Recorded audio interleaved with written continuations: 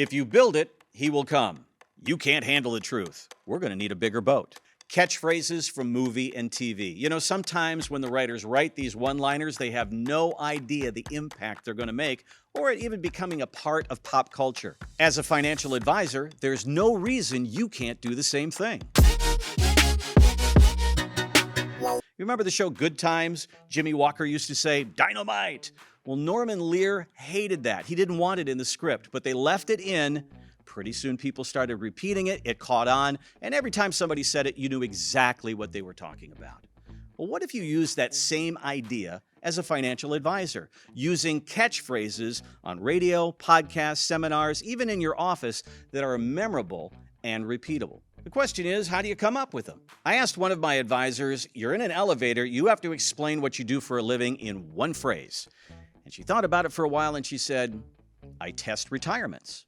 Well, there it is. We used that on radio and in commercials, and pretty soon people were coming in saying, test my retirement. She also uses the phrase, let's do the math on your retirement. And people were coming in doing the very same thing. The most successful commercial I've ever been a part of was when the advisor was talking about a 401k analysis. He said, I want to find out what's working and what's not working in your portfolio. I want to find the dead money in your 401k. Well, that resonated with people. They came in and saying, I don't want dead money, find it and fix it. That particular commercial has been running for over 3 years and is still effective. When it comes to taxes, one of my advisors explains the scenario where if somebody passes away, that spouse moves to the higher tax bracket as head of household, thus more taxes.